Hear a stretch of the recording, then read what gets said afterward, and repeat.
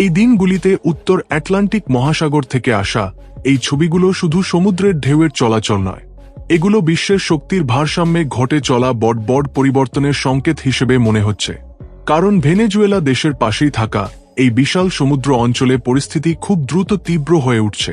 প্রতি ঘন্টায় এই উত্তেজনা আরও বেড়ে যাচ্ছে। একদিকে আমেরিকা তার নৌবাহিনীকে এখনো পর্যন্ত যতটা না বাড়িয়েছে এতটা বাড়িয়েছে, এই পুরো অঞ্চলটাকে প্রায় ঘিরে ফেলার মতো অবস্থায় নিয়ে এসেছে। অন্যদিকে রাশিয়াও এই বিষয়কে তার সম্মান এবং কৌশলগত স্বার্থের সঙ্গে জড়িয়ে সমুদ্রের উপরে এবং নিচে দুই জায়গাতেই তার শক্তি দেখানোর নতুন এবং বিপজ্জনক প্রতিযোগিতা শুরু করেছে। কিন্তু আমেরিকান কোস্ট গার্ডের সদস্যরা রাশিয়ান পতাকা উড়িয়ে দেওয়া জাহাজগুলোকে আটকে আনন্দ করে উদযাপন করছে। ঠিক সেই সময়ই মস্কো থেকে একটা জ্বলন্ত সতর্কবার্তা এসেছে। রাশিয়ান ডুমা অর্থাৎ সংসদের প্রতিরক্ষা কমিটির ডেপুটি চেয়ারম্যান অ্যালেক্সি ঝুরাভলেভ সরাসরি নির্দেশ দিয়েছেন, আমেরিকান জাহাজগুলোর ওপর টর্পেডো দিয়ে আক্রমণ করে ডুবিয়ে দাও। তাই সেই নির্দেশ পালন করার জন্য সমুদ্রে নেমেছে রাশিয়ার সবচেয়ে ভয়ঙ্কর এবং গোপনীয় অস্ত্র, সেই নিউক্লিয়ার সাবমেরিন DS-329 বেলগোরোদ।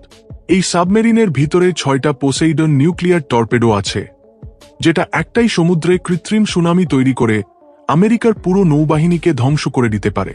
কিন্তু আমেরিকা দুষ্টামি করতে এসে এখন নিজেরই ধ্বংস ডেকে এনেছে। আটলান্টিক মহাসাগর এখন সবচেয়ে বিপজ্জনক দাবার বোর্ডে পরিণত হয়েছে। আজকের ভিডিওতে আমরা সমুদ্রের গভীরে চলা এই মহাযুদ্ধের প্রস্তুতি এবং রাশিয়ার মহাপ্রলয়ে অস্ত্রের শক্তি সম্পর্কে স্পষ্টভাবে জানার চেষ্টা করব। বন্ধুরা, এখানে যে প্রথম প্রশ্নটা উঠছে তা হল, আমেরিকা কেন রাশিয়ার জাহাজ মারিনেরা অর্থাৎ প্রাক্তন বেলা 1 এবং সোফিয়াকে আটকানোর মতো আত্মঘাতী সিদ্ধান্ত নিল? তাদের কি এই কাজের পরিণাম জানা নেই? রাশিয়ার বেলগোরোদ সাবমেরিনে থাকা পোসেইডন টর্পেডোটা আসলে কি? এটাকে কেন মহাপ্রলয় অস্ত্র বলা হয়? এটা সত্যিই নিউক্লিয়ার সুনামি তৈরি করে আমেরিকার উপকূল ডুবিয়ে দেবে? রাশিয়ার এমপি অ্যালেক্সি ঝুরাভলেভ কেন সরাসরি আমেরিকান জাহাজ ডুবিয়ে দাও বললেন? এটা কি আমেরিকা রাশিয়ার মধ্যে তৃতীয় বিশ্বযুদ্ধের শুরু? ক্যারিবিয়ান সাগরে রাশিয়ান সাবমেরিন এবং আমেরিকান নৌবাহিনীর মুখোমুখি অবস্থা কি নতুন কিউবান মিসাইল সংকটের জন্ম দেবে? আমেরিকা কি এই নিউক্লিয়ার হুমকি সহ্য করতে পারবে? এই প্রশ্নগুলোর উত্তর জানতে এবং সমুদ্রের গভীরে চলা এই ভয়ঙ্কর গল্প শুনতে ভিডিওতে একটা লাইক করে ভিডিওটা শেষ পর্যন্ত দেখুন। এই ঘটনা শুরু হয়েছে আটলান্টিক এবং ক্যারিবিয়ান সাগরে। আমেরিকা একই দিনে রাশিয়ার দুটো বড় তেল ট্যাঙ্কার আটক করেছে। প্রথম জাহাজের নাম বেলা 1, এখন তার নাম বদলে মারিনেরা করা হয়েছে। এই জাহাজ ইরানের তেল বহন করছিল। আমেরিকান স্পেশাল ফোর্স বা SOR রেজিমেন্টের সদস্যরা ইউনাইটেড কিংডমের কাছাকাছি আটলান্টিক মহাসাগরে এই জাহাজ হাইজ্যাক করেছে। তারা হেলিকপ্টার থেকে নেমে জাহাজের নিয়ন্ত্রণ নিজেদের হাতে নিয়েছে। জাহাজটা খালি থাকলেও আমেরিকা এটাকে নিজেদের জয় হিসেবে দেখছে। দ্বিতীয় ঘটনা ঘটেছে ক্যারিবিয়ান সাগরে। সেখানে এমটি সোফিয়া নামের আরেকটা রাশিয়ান ঘোস্ট সুপার ট্যাঙ্কারকে আমেরিকা আটক করেছে। ইউএস সাদার্ন কমান্ড গর্বের সঙ্গে ঘোষণা করেছে, আমরা অবৈধ জাহাজ ধরেছি। আমেরিকা এই কাজগুলোকে রাশিয়ার সরাসরি যুদ্ধ ঘোষণা হিসেবে দেখছে। তারা বলছে, আন্তর্জাতিক জলে রাশিয়ান পতাকা উড়িয়ে জাহাজ আটকানো মানে রাশিয়ার সার্বভৌমত্বের ওপর আক্রমণ। আমেরিকা সমুদ্রে পুলিশ হয়ে অত্যাচার করছে। আমেরিকার এই সাহসী কাজের জবাবে রাশিয়া দেরি করেনি। রাশিয়ান পার্লামেন্ট বা ডুমা কমিটির ডেপুটি চেয়ার অ্যালেক্সি ঝুরাভলেভ একটা বিরল এবং জ্বলন্ত প্রতিক্রিয়া দিয়েছেন। তিনি বলেছেন, আমেরিকাকে সরাসরি সামরিক জবাব দিতে হবে। টর্পেডো আক্রমণ করে আমেরিকান জাহাজগুলো ডুবিয়ে দাও। এমন দুষ্ট কাজের এমনই শেষ হওয়া উচিত। রাশিয়ার কোনো উচ্চপদস্থ কর্মকর্তা এতদিন এত সরাসরি আমেরিকান জাহাজ ডুবিয়ে দাও বলেননি। এটা মস্কোর ধৈর্য শেষ হয়ে গেছে বলে ইঙ্গিত করছে। তাদের আর কূটনৈতিক প্রতিবাদে বিশ্বাস নেই। এখন টিট ফর ট্যাট অর্থাৎ ইটের জবাব পাথর দিয়ে দেওয়া উচিত বলে মনে করছে। ঝুরাভলেভের নির্দেশ শুধু কথার কথা নয়। স্যাটেলাইট ছবিতে দেখা যাচ্ছে রাশিয়ার উত্তর নৌবাহিনীর বড় অংশ আর্কটিক সাগর থেকে আটলান্টিকের দিকে যাত্রা শুরু করেছে। এর মধ্যে রাশিয়ার সবচেয়ে আধুনিক ফ্রিগেট জাহাজ অ্যাডমিরাল গর্শকভ আছে, যেটা শব্দের চেয়ে 9 গুণ বেশি গতিতে জিরোকন হাইপারসোনিক মিসাইল বহন করে যাচ্ছে। আমেরিকা এতদিন আর্কটিক পথ বা উত্তর মেরু পথকে নিরাপদ মনে করত, কিন্তু রাশিয়া ঠিক সেই পথ দিয়েই এখন আমেরিকার পেছনের দরজা দিয়ে ঢোকার চেষ্টা করছে। পেন্টাগনের গোয়েন্দা কর্মীরা স্বীকার করছে, বর্তমানে উত্তর আটলান্টিকে রাশিয়ার এই বহরকে আটকানোর মতো জাহাজ আমেরিকার কাছে নেই।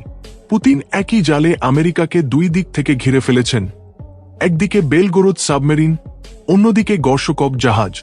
আমেরিকা এখন বুঝতে পারছে তারা মৌচাকে পাথর ছুঁড়েছে। ঝুরাভলেভের সতর্কবার্তার পরপরই সমুদ্রে নেমেছে রাশিয়ান নৌবাহিনীর সবচেয়ে বড় এবং ভয়ঙ্কর সাবমেরিন বিএস বেলগোরোদ। এটা পৃথিবীর সবচেয়ে লম্বা সাবমেরিন।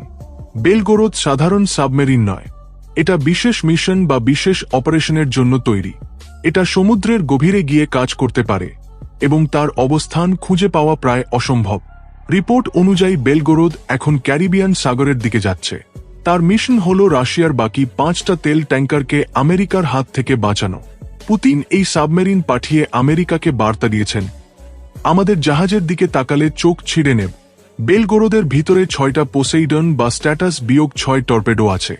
এটাকে nuclear powered unmanned under water vehicle বলা হয়, অর্থাৎ মানুষ ছাড়া সমুদ্রের নিচে চলা নিউক্লিয়ার শক্তিচালিত যান। সহজ কথায় এটা সমুদ্রের নিচে চলা নিউক্লিয়ার ড্রোন। এর শক্তি শুনলে আপনার বুক কাঁপবে। পোসেইডন 1 লক্ষ কিলোমিটার দূর থেকে আক্রমণ করতে পারে। এটা সমুদ্রের নিচে এত দ্রুত চলে যে কোনো রাডার বা সোনার এটাকে ধরতে পারবে না। এটা আমেরিকান উপকূলের কাছে বিস্ফোরণ করলে 500 ফুট উঁচু রেডিও অ্যাক্টিভ সুনামি তৈরি করবে। সেই সুনামি নিউ ইয়র্ক বা ফ্লোরিডার মতো শহরগুলোকে মুহূর্তে ডুবিয়ে দেবে, আর সেই জল রেডিও অ্যাক্টিভ হয়ে যাবে। তার ফলে পরবর্তী 100 বছর সেখানে কেউ বাস করতে পারবে না। এটাকে রাশিয়া কৌশলগত প্রতিশোধ বলে। আমেরিকা 2টো জাহাজ ধরেছে, আর রাশিয়া তার জবাবে পুরো আমেরিকাকে ডুবিয়ে দেওয়ার হুমকি দিচ্ছে। রাশিয়ার এই চাল দেখে আমেরিকান পেন্টাগনে এখন রেড অ্যালার্ট ঘোষণা করা হয়েছে। তারা বুঝতে পারছে পরিস্থিতি নিয়ন্ত্রণের বাইরে চলে যাচ্ছে। আমেরিকা তড়িঘড়ি ইউনাইটেড কিংডমে তাদের 10টা C-7 কার্গো বিমান পাঠিয়েছে। এর মধ্যে তাদের স্পেশাল অপারেশন হেলিকপ্টারও আছে। তারা ভাবছে এগুলো ব্যবহার করে রাশিয়ান জাহাজ আটকাব। কিন্তু রাশিয়ার বেলগোরোদ সাবমেরিনের সামনে এই হেলিকপ্টারগুলো খেলনার মতো। আমেরিকা তাদের P-8 পোসেইডন সাবমেরিন হান্টার বিমান দিয়ে সমুদ্র খুঁজছে, কিন্তু বেলগোরোদকে খুঁজে পাওয়া তাদের সামর্থ্যের বাইরে। আমেরিকান যুদ্ধ বিভাগ অপারেশন সাদার্ন স্পিয়ার নামে একটা অপারেশন শুরু করেছে। তারা বলছে ভেনেজুয়েলার তেল আটকাব, কিন্তু তাদের আসল ভয় এখন সমুদ্রের নিচে। তাদের জানা আছে একটা ভুল পদক্ষেপ নিলেই নিউক্লিয়ার যুদ্ধ শুরু হয়ে যাবে। আসলে এই পুরো সংঘর্ষের কেন্দ্র ভেনেজুয়েলা। আমেরিকা চায় ভেনেজুয়েলার তেল ইরান বা রাশিয়ার হাতে যাবে না, তাই তারা বাধা দিয়েছে। কিন্তু রাশিয়া নিজেদের জাহাজ পাঠিয়ে ভেনেজুয়েলার তেল রপ্তানি নিশ্চিত করতে চায়। রাশিয়া 5টা ট্যাঙ্কারকে সুরক্ষা দিয়ে নিয়ে যাচ্ছে। বেলগোরোদ সাবমেরিন সেই গ্রুপের পাহারাদার। এটা এখন শুধু তেলের বিষয় নয়, এটা সম্মানের লড়াই। আমেরিকা রাশিয়ান জাহাজ আটকাতে না পারলে তাদের বাধা ব্যর্থ হবে, আর আটকাতে চাইলে টর্পেডো আক্রমণের শিকার হবে। ক্যারিবিয়ান সাগর এখন নতুন যুদ্ধক্ষেত্র। আমেরিকা নিজের বাড়ির কাছেই রাশিয়ান নিউক্লিয়ার সাবমেরিন দেখে আতঙ্কিত। এই নাটকে আরেকটা গুরুত্বপূর্ণ চরিত্র ইরান। আমেরিকা ইরানের বেলা 1 জাহাজ আটকেছে ঠিক আছে, কিন্তু জাহাজটা খালি। ইরান তেল আগেই সরিয়ে ফেলেছে অথবা জাহাজ তেল নিতে যাচ্ছিল। ইরান প্রমাণ করেছে তারা রাশিয়ার সঙ্গে মিলে একটা শক্তিশালী জোট গড়েছে। ইরানের তেল এখন রাশিয়ান পতাকার নিচে বা রাশিয়ার সুরক্ষায় বিশ্বজুড়ে যাচ্ছে। আমেরিকার নিষেধাজ্ঞা এখন হাসির খোরাক হয়ে গেছে। তাই বন্ধুরা, আমেরিকা 2টো জাহাজ আটকে জিতে গেছি ভেবেছিল। তারা সমুদ্রের রাজা আমরাই। কিন্তু এখন তারা দেখছে সমুদ্রের গভীর থেকে তাদের মৃত্যুর দূতেরা উঠে আসছে। পোসেইডন একবার গর্জন করলেই আমেরিকার উপকূল চিরকালের জন্য মানচিত্র থেকে মুছে যাবে। খেলা এখন রাশিয়ার হাতে। পুতিন আমেরিকাকে চেকমেট করে দিয়েছেন। আমেরিকা এখন জাহাজ ছেড়ে নিজেদের প্রাণ বাঁচানোর চেষ্টা করবে হয়তো। সমুদ্রে এই মহাযুদ্ধের রিহার্সাল প্রমাণ করেছে বিশ্ব ব্যবস্থা বদলে গেছে। আপনারা কি ভাবছেন? আমেরিকা কি করবে? রাশিয়ান জাহাজ ছেড়ে দেবে? রাশিয়ার এই নিউক্লিয়ার সাবমেরিন বিশ্বশান্তির জন্য হুমকি, নাকি আমেরিকার দুষ্টামি থামানোর একমাত্র উপায়? কমেন্টে আপনাদের মূল্যবান মতামত জানান। ভিডিও ভালো লাগলে লাইক করুন এবং শেয়ার করে বিশ্বকে সমুদ্রে চলা এই নতুন যুদ্ধের খবর জানান। পরের ভিডিওতে আবার দেখা হবে। জয় হিন্দ।